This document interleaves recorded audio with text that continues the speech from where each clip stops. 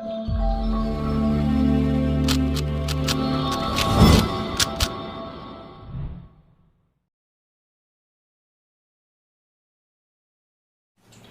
Everyone, स्वागत है आप सभी का अपने यूट्यूब चैनल आरके अकेडमी पर।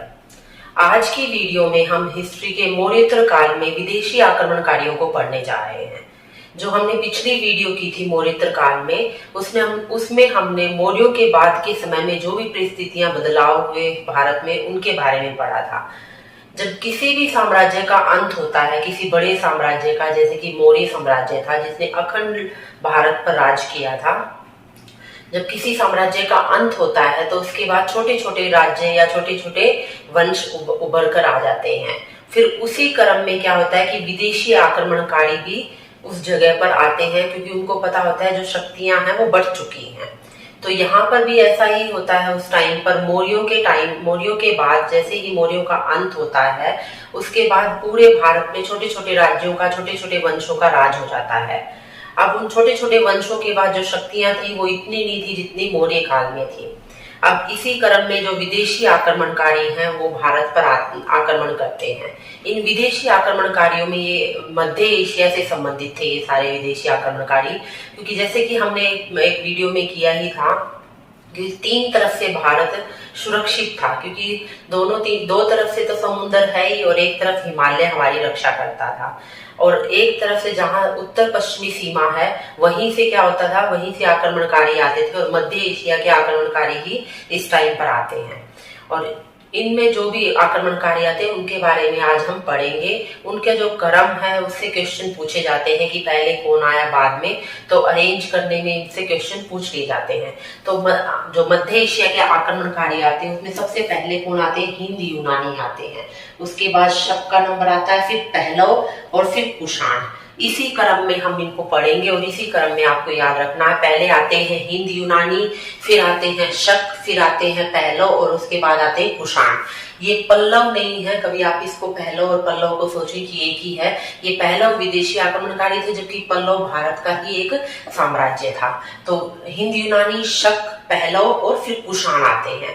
यहाँ से सबसे इंपॉर्टेंट जो क्वेश्चन बनते हैं, जिनसे एग्जाम में क्वेश्चन आते हैं, वो कुषाणों से आते हैं, लेकिन फिर भी थोड़ा थोड़ा हम सबके बारे में पढ़ेंगे। तो चलिए स्टार्ट करते हैं हम पहले हिंद यूनानी। हिंद यूनानियों को ग्रीक भी बोला जाता है और बैक्टीरियाई भी बोला जाता है। एक के ही नाम है ये, हिंद यूनानी, ग्रीक या बैक्टीरियाई। तो इनका पहला आक्रमण होता है भारत पर। इसी क्रम में जो सबसे पहला आक्रमणकारी कौन होता है, डेमेट्रियस। तो सबसे पहला आक्रमणकारी या सबसे पहला आक्रमण किसने किया, डेमेट्रियस ने किया, जो कि हिंद यूनानी शासक था। उसके बाद हिंद यूनानियों में प्रमुख शासक कौन आता है, मीनांडर। कौन आता है, मीनांडर। और इसके बारे में हमने पहले भी पढ़ा हुआ है। मीनांडर से संबंधित एक पुस्तक है जो पूछी जाती है कई बार कि मिलिंद पन्हो। पुस्तक का नाम क्या है, मिलिंद पन्हो। मिलिंद पन्हो की रचना किसने की थी, नागसेन ने। नागसेन कौन थे, बौद्ध दार्शनिक थे नागसेन। और मीनांडर से उसकी मुलाकात होती है और मीनांडर बौद्ध धर्म से संबंधित काफी सारे क्वेश्चन पूछता है नागसेन से, और नागसेन उनके आंसर करता है, उनके उत्तर देता है। तो इसी को ही एक पुस्तक के रूप में दिखाया गया है, मिलिंद पन्हो, यानी कि मिलिंद के प्रश्न। मिलिंद यहाँ मीनांडर को कहा गया है। तो मिलिंद पन्हो पुस्तक की रचना किसने की है, नागसेन ने की है, जो कि एक बौद्ध दार्शनिक था। और किसके समय से संबंधित है ये, मीनांडर, जो कि हिंद यूनानी शासक था। अब यहाँ से जो क्वेश्चन पूछा जाता है वो है सिक्कों से संबंधित, कि सबसे पहले सोने के सिक्के भारत में किसने जारी किए, या किस वंश के द्वारा सबसे पहले भारत में सोने के सिक्कों को जारी किया गया था। तो कौन थे वो, हिंद यूनानी थे, जिन्होंने भारत में सबसे पहले सोने के सिक्के जारी किए थे। तो सोने के सिक्के जारी किए थे और सिक्कों पर साथ में ही लेख लिखने की परंपरा, यानी कि सिक्कों पर काल तिथियां लिखना या राजाओं के नाम लिखना, ये किसने शुरुआत की थी, हिंद यूनानियों ने ही की थी। तो दो ये क्वेश्चन बड़े इंपॉर्टेंट हैं जो सिक्कों से पूछे जाते हैं, कि सिक्कों में सोने के सिक्के सबसे पहले किसने जारी किए, हिंद यूनानियों ने। और सिक्कों पर लेख लिखने की परंपरा किनके द्वारा शुरू करवाई गई, हिंद यूनानियों के द्वारा। इस तरीके से दो क्वेश्चन याद रखेंगे। फिर आता है गांधार कला। एक कला थी मथुरा कला, जो कि पूर्णतः स्वदेशी कला थी, यानी कि भारत से संबंधित कला थी। और एक थी गांधार कला। गांधार कला का विकास या शुरुआत कहाँ पर होती है? हिंद यूनानियों के समय में ही गांधार कला की शुरुआत होती है। तो गांधार कला की मिक्सचर थी दो अलग अलग संस्कृतियों की। कौन कौन सी? यूनानी और भारतीय संस्कृति का मिश्रण था गांधार कला में। तो जो यूनानी संस्कृति है, यूनानी जो आर्ट था, उसको हेलेनिस्टिक आर्ट भी बोला जाता है। तो पूछ लिया जाए, कई बार ऑप्शन को अगर घुमा के पूछ लिया जाए तो हेलेनिस्टिक आर्ट प्लस भारतीय आर्ट को मिलाकर क्या बनी? गांधार कला बन गई, गांधार आर्ट बन गई। तो यहाँ पर हेलेनिस्टिक भी दे बोल सकते हैं हम, यूनानी भी बोल सकते हैं। तो इस तरीके से गांधार कला की शुरुआत होती है हिंद यूनानियों के टाइम पे। एक और क्वेश्चन यहाँ से बनता है, जो कि नाटक वगैरह आजकल जो मंच पर नाटक होते हैं, उन नाटकों में आपने देखा होगा पर्दा गिराने या उठाने की प्रथा। ये पर्दा गिराने उठाने की जो परंपरा थी, ये हमने कहाँ से सीखी? हिंद यूनानियों से सीखी। तो हिंद यूनानियों से हम ये 2-3-4 क्वेश्चन ध्यान रखेंगे। सबसे पहले आक्रमणकारी थे, इसमें सबसे पहला आक्रमण कौन करता है? डेमेट्रियस करता है।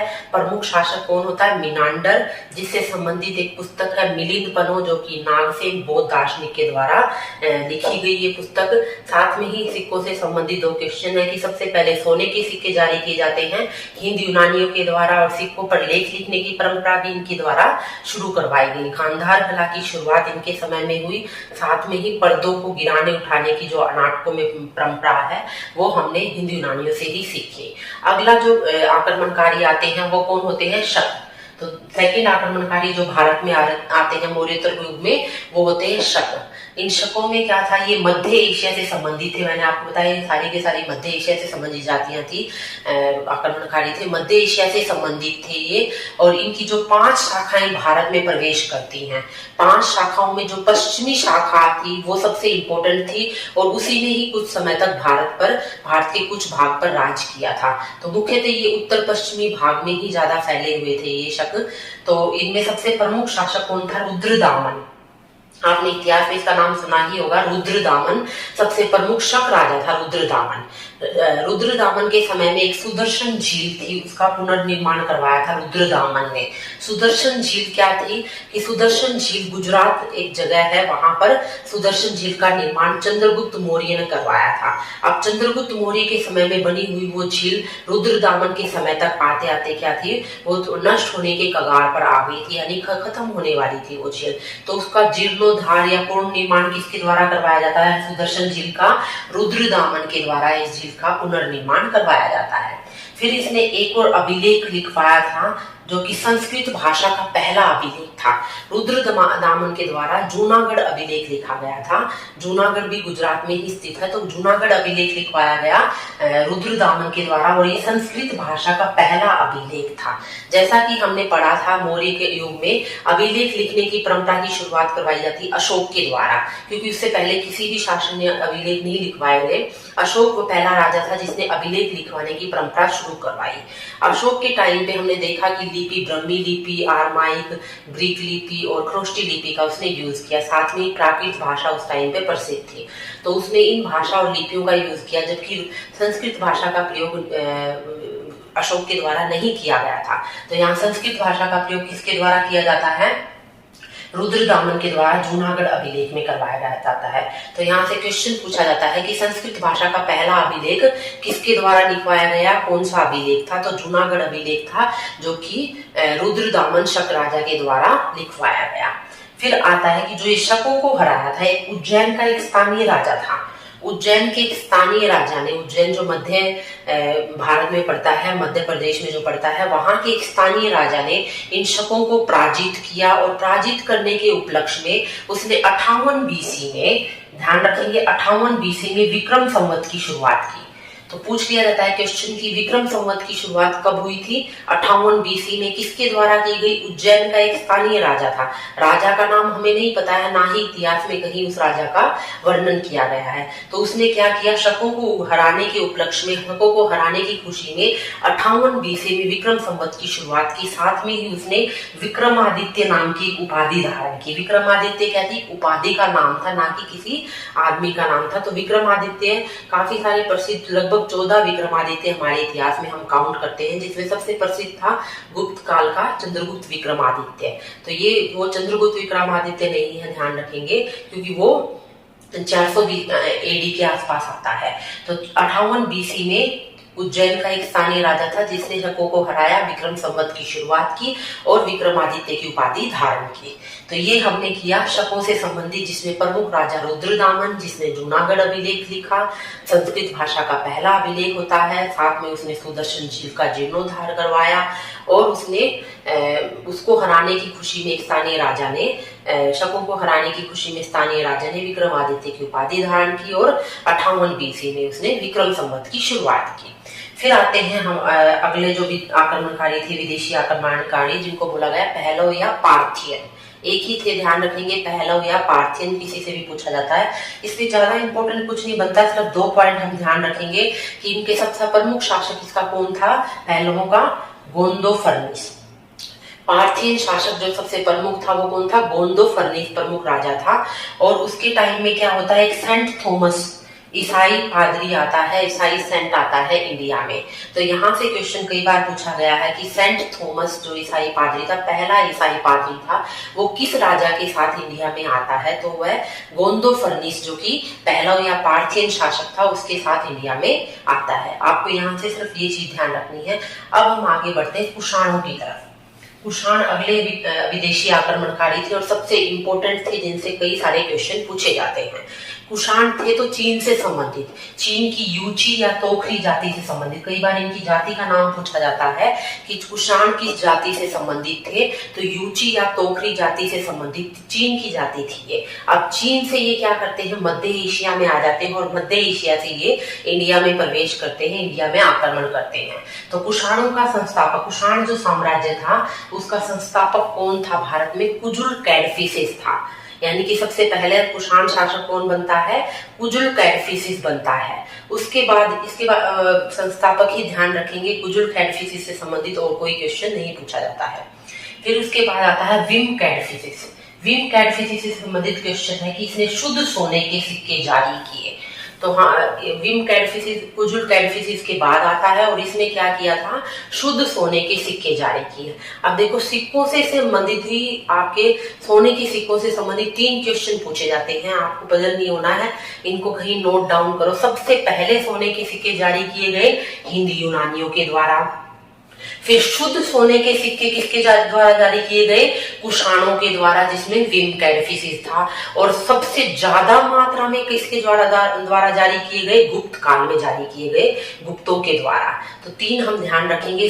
सबसे पहले सोने के सिक्के हिंद यूनानियों के द्वारा, शुद्ध मात्रा में सोने के सिक्के किसने चलाए, कुषाणों ने चलाए, और सबसे ज्यादा मात्रा में किसने चलाए, गुप्त काल में चलाए गए। अब यहाँ पर शुद्ध सोने के सिक्के चलाने के पीछे भी एक वजह थी, आप उसको ध्यान रखेंगे तो फिर भूलेंगे नहीं। देखो, जो सिल्क रूट, रेशम मार्ग हमने सुना होगा, सिल्क रूट था, वो चीन से लेकर मध्य एशिया तक ये रूट फैला हुआ था। चीन में उस टाइम पर रेशम की सबसे पहले चीन में उत्पादित किया गया था। और रेशम एक ऐसा रिफाइन कपड़ा होता है जिसकी कीमत काफी होती है। तो सिल्क रूट के माध्यम से रेशम क्या था, मध्य एशिया में जाता था और मध्य एशिया से यूरोपियन कंट्री में ये जाता था। अब जो सिल्क रूट था, यहाँ पर काफी सारे टैक्सेस मिलते थे। तो इसी क्रम में जो उत्तर पश्चिमी भारत का जो पार्ट था, जो पाकिस्तान अफगानिस्तान वाला पार्ट था, उस पर किसका अधिकार था, कुषाणों का अधिकार था।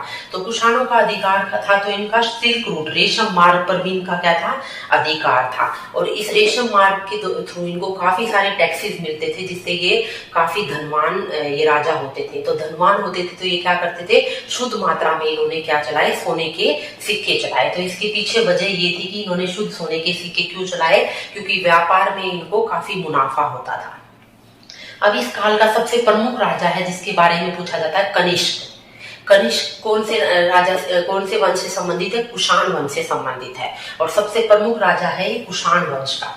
कनिष्क की राजधानी के बारे में क्वेश्चन पूछा जाता है कि इसकी राजधानी क्या थी, पुरुषपुर, पेशावर। जैसे ही उत्तर पश्चिमी भारत में पाकिस्तान अफगानिस्तान वाले पार्ट में ये प्रवेश करते हैं तो अपनी राजधानी बनाते हैं पुरुषपुर या पेशावर। उस टाइम पे पुरुषपुर थी, आधुनिक टाइम में इसका नाम क्या है, पेशावर। तो इसको ये अपनी राजधानी बनाते हैं। धीरे धीरे ये मध्य भारत तक पहुंच जाते हैं। जब ये मध्य भारत तक अपना साम्राज्य फैला लेते हैं तो ये दूसरी राजधानी किसको बनाते हैं, मथुरा को। तो ध्यान रखेंगे, पहली राजधानी इनकी थी पुरुषपुर या पेशावर और दूसरी मथुरा इनकी राजधानी होती है। अब ये क्या करता है, जो कनिष्क था ये 78 एडी में, एडी का मतलब क्या है, ईसवी, ध्यान रखेंगे, बीसी हम ईसा पूर्व को बोलते हैं, एडी मतलब एनो डोमिनी, ठीक है। तो एडी 78 एडी में शक संवत की शुरुआत करता है कौन, कनिष्क, जो कि हमारा क्या है, राष्ट्रीय कैलेंडर है। अभी हाल में ही भारत सरकार द्वारा किस कैलेंडर को यूज किया जाता है, शक संवत को 78 एडी वाले कनिष्क द्वारा शुरू किए गए इस शक संवत को राष्ट्रीय कैलेंडर के रूप में अपनाया गया है। एक और वीडियो मैं आपके लिए लेके आऊंगी जिसमें हम विक्रम संवत, शक संवत और ग्रेगोरियन कैलेंडर के बारे में बहुत अच्छे से पढ़ेंगे, क्योंकि इनसे कई सारे डाउट्स होते हैं। कई बार क्या होता है कि ईस्वी को विक्रम संवत में चेंज करना आ जाता है या शक संवत में चेंज करना आ जाता है, तो हम उसमें पजल हो जाते हैं। नेक्स्ट वीडियो में डेफिनेटली इसका लेकर आऊंगी जिसमें हम 78 एडी, हम 58 बीसी और ग्रेगोरियन कैलेंडर जो कि ईसाई कैलेंडर था, क्रिश्चियन कैलेंडर था, उसके बारे में पढ़ेंगे, ठीक है। तो राष्ट्रीय कैलेंडर जो शक संवत है वो कनिष्क के द्वारा ही शुरू करवाया गया था। फिर मैंने आपको बताया रेशम मार्ग सिल्क रूट पर किसका अधिकार था, कुषाणों का अधिकार था, इस वजह से ये काफी धनवान थे। फिर इसके टाइम में एक और महत्वपूर्ण घटना क्या होती है, चौथी बौद्ध संगति की का आयोजन होता है कनिष्क के समय में। चौथी बौद्ध संगति हमने पढ़ा था लगभग फर्स्ट ईस्वी में किसके द्वारा शुरू की गई थी, कनिष्क के द्वारा कुंडल वन में इसका आयोजन करवाया जाता है। हमने इसके रिगार्डिंग एक वीडियो बनाई हुई है, अगर किसी ने नहीं देखी है बौद्ध संगतियों से संबंधित तो आप उसको देख सकते हैं। चौथी बौद्ध संगति में क्या होता है, बौद्ध धर्म दो मुख्य पार्ट में बट जाता है, हीनयान और महायान। तो जो ये कनिष्क था ये कौन सी शाखा का अनुयायी था, महायान शाखा का अनुयायी था कनिष्क। फिर इसके काल में कुछ एक पुस्तकों की रचना हुई है जिनसे क्वेश्चन पूछे जाते हैं। बुद्ध चरित, अशोक घोष इसके काल में एक राज दरबारी था जिसने बुद्ध चरित की रचना की। किसकी रचना की, बुद्ध चरित की रचना की। इसको बुद्ध चरित को बोला जाता है बौद्धों का रामायण। क्या बोला जाता है इसको, बौद्धों का रामायण बोला जाता है बुद्ध चरित को। जिसकी रचना किसके द्वारा की गई थी, अशोक घोष के द्वारा इसकी रचना की गई। फिर एक चरक इसके काल में होता था, इसके राज दरबार में चरक, जिसने चरक संहिता की रचना की थी। कई बार क्योंकि क्वेश्चन यहाँ से इसके पुस्तक से संबंधित नहीं पूछा जाता, क्योंकि नाम ये सिमिलर है, तो पूछा नहीं जाएगा कि चरक ने किस बुक की रचना की थी। यहाँ से ये पूछा जाता है क्वेश्चन कि चरक किसके राज दरबार में था। तो किसके राज दरबार में था ये, कुषाण वंश के कनिष्क के राज दरबार में रहता था चरक, जिसने चरक संहिता की रचना की थी। अब इस चरक संहिता में मुख्यतः क्या था, ये मेडिसन जो कि औषधियां हमारे यहाँ पर अब जो यूज होती हैं, पुराने टाइम में जो यूज होती थी आयुर्वेद की, उनका वर्णन किया गया है इस चरक संहिता में। तो ध्यान रखेंगे चरक संहिता किससे संबंधित है, औषधियों मेडिसिन से संबंधित ये एक पुस्तक है। फिर एक और पुस्तक लिखी गई थी सुश्रुत के द्वारा, सुश्रुत संहिता, ठीक है, ध्यान रखेंगे सुश्रुत के द्वारा सुश्रुत संहिता लिखी गई थी कनिष्क के समय में। इस कनिष्क के राज दरबार में रहता था ये सुश्रुत। ये सुश्रुत कौन था, शल्य चिकित्सक था, जिसको हम आजकल सर्जन बोलते हैं। जो ऑपरेशन वगैरह करता है उसको हम क्या बोलते हैं, सर्जन, जो सर्जरी का काम करता है। तो भारत में सबसे पहले शल्य चिकित्सक कौन थे, सुश्रुत थे, जिसने कौन सी पुस्तक लिखी थी, सुश्रुत संहिता लिखी थी, जो कि शल्य चिकित्सा से संबंधित, सर्जरी से संबंधित पुस्तक थी प्राचीन भारत की। और कनिष्क के समय में ये कनिष्क के राज दरबार में रहता था। फिर एक और पुस्तक आती है नागार्जुन, एक और है जिसने शून्यवाद की रचना की थी। नागार्जुन भारतीय दार्शनिक, जिसको भारत का आइंस्टीन बोला जाता है। क्या बोला जाता है इसको, भारत का आइंस्टीन बोला जाता है, भारत का आइंस्टीन बोला जाता है किसको, नागार्जुन को। और इस नागार्जुन ने किस सिद्धांत की रचना की थी, शून्यवाद का सिद्धांत दिया था। किसका सिद्धांत दिया था, शून्यवाद का सिद्धांत दिया गया था नागार्जुन के द्वारा। बहुत इंपॉर्टेंट है ये चार चीज, हम ध्यान रखेंगे।